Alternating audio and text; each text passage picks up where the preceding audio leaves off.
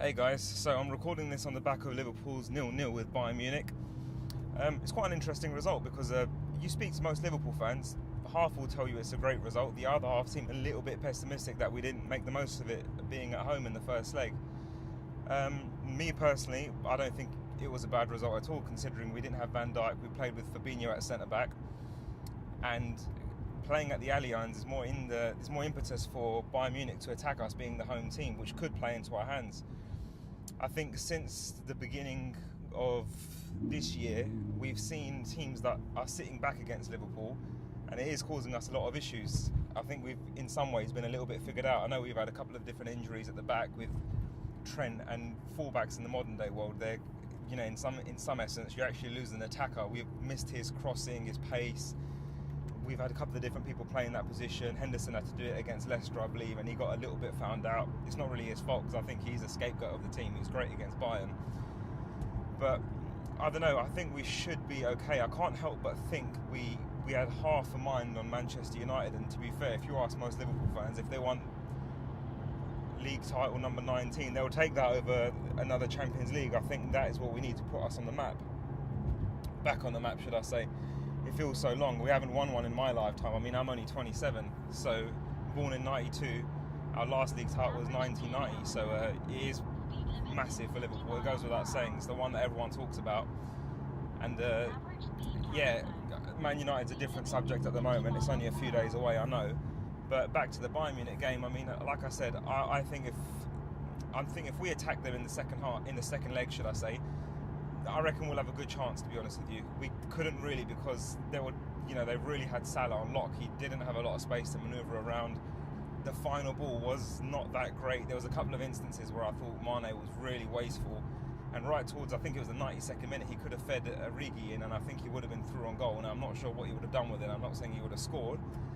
However, I don't know. I had a funny feeling about that. If he played then, that might have been a little bit different for us. Credit to Roberto Firmino. Obviously, if you guys follow Paul Joyce and a couple of the other writers on Twitter, you'd know that he had a virus. He wasn't really training well. There was rumours that he might not even start.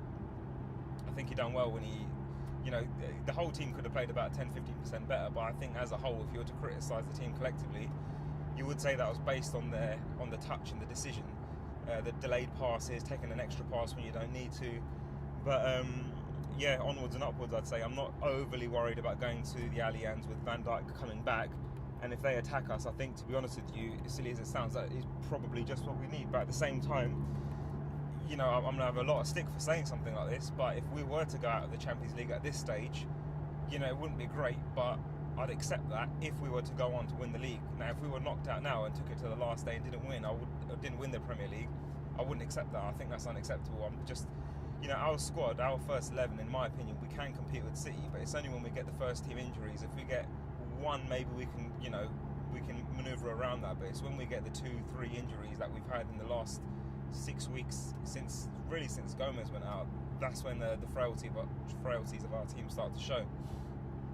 Now, onto the Man United game. I think this is another one where, a lot of people are saying we're playing them at a bad time. Yeah, fair enough, but I don't know, I just feel like if they were to play under Mourinho, or if they weren't quite getting the right results against other teams with Solskjaer in charge, they might play a bit of a defensive strategy. But, we've seen PSG systematically just took them apart. Now, Lingard and Martial, I'm probably about 80% sure that they are going to play. Solskjaer, he's been getting his mind games, he's learned his traits from Sir Alex Ferguson, so don't be surprised. I think at least one will play and the other will be on the bench, but don't be surprised if both start, just to give that little psychological edge and give the stadium a bit of a lift on the day when they see the team sheets come out. Now, again, I think that's a very similar game to Bayern Munich.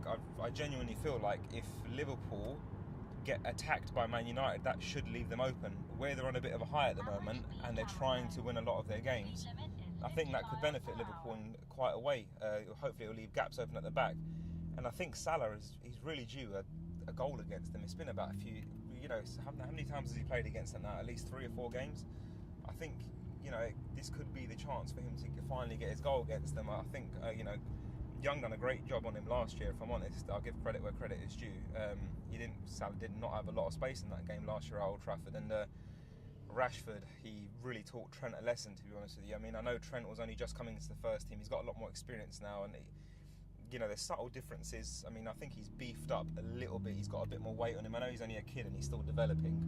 So, I think it's going to be an interesting battle, to be honest with you. It was vital that Trent played against Bayern and got some minutes under his belt, because he's probably going to be a little bit rusty. And that's the other thing. All these little breaks that we've had with the winter break and 10 days here, 5 days there, or 2 weeks off, I don't think it really helps. I mean, not so much 5 days, but we've had a period where we didn't play for about 10 weeks, like the warm weather camp in Dubai, and look what happens. They came back, some people had viruses, a flu. I don't know if it's the temperature difference, or it's the travelling, or if it's just bad luck, or the knock-on effect from December. But in December we played so many games back to back, and it just feels like when you're winning, you want to just play all the time, and we won so many games back to back. And then it's almost like that break disrupted us. Now, historically, Liverpool have never really had a great January, and I think we had that with Benitez, and we're seeing it now with Klopp. Don't remember too much of Rodgers, because it was it was patchy, to be honest with you. We had random spells throughout, but it's more so with Klopp. We don't seem to have a fantastic January, but I mean, we've only lost one game in the season. That it would be horrific if we only lost one throughout the rest of the season and still only finish second. I mean, we don't want to be the team who finishes, the best team in history to ever finish second, and that would be credit to whoever finishes first, because I think this has been a crazy title race. I think both teams at their best. I mean, from a neutral's point of view, my best friend is an Arsenal fan, and he watched the game at the Etihad where we lost 2-1, and it was just an amazing game of football. I mean, even for a minute as a Liverpool fan, I had to step back and I thought, wow, man, what a fantastic game! Like, the best of England going at it.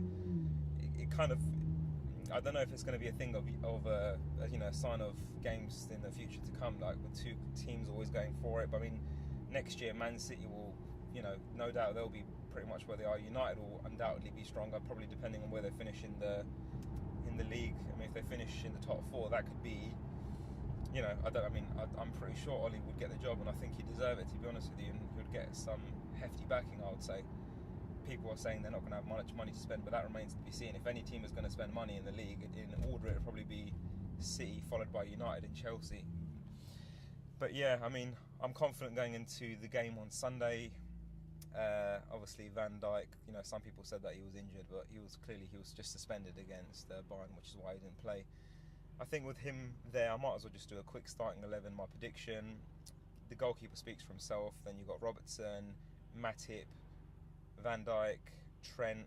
I think Lovren will be on the bench for this. My midfield three, I would go for Fabinho, Wijnaldum, and just on the run of form to build his confidence up, because I think he needs a run of games. I'd go for Keita, followed by the front three again, which speaks for itself. And on the bench, you'd have someone like Henderson to control the game if you're winning, and hopefully we're in that position where you can come on and we will be winning the game.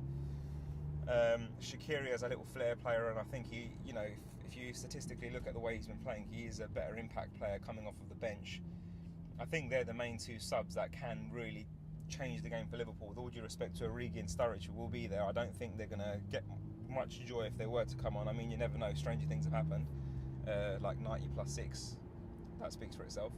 But yeah, guys, this is my first podcast. I hope you guys have enjoyed it. I'm going to get a couple of more people on, different fans, and from people that I grew up with, and hopefully onwards and upwards we can make this thing expand. I got a lot of my inspiration from Red Men TV, and I even watch, obviously Arsenal Fan TV has probably been the biggest thing to happen to footballing community on YouTube in the last probably 5 years. No doubt there. I watch a bit of Ball Street. There's quite a few different channels that are, fantastic, and I think, there's room for a lot of, I like these, it's very like an organic sense, when you talk about your team, and, you just share feelings and little things like how, a stupid draw or a bad result here can just really impact your mood. And the reason we've decided to do something like this, I will have my friend Jerome on, who is a die-hard Arsenal fan, and it's slightly embarrassing to say, but we went through a period of 2012 where we didn't speak to each other for the entire year off of an argument on football. So yeah, I mean, I'd put my hands up and be the first one to say that it was really petty. It was just sad. It was childish.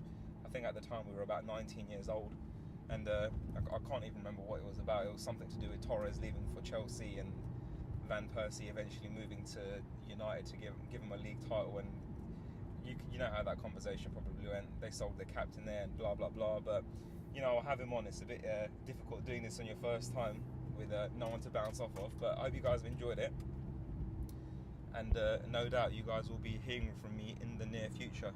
So have a great Friday weekend, and up the Reds for the game on Sunday. And no doubt we'll have a lot of Arsenal fans supporting us on the weekend.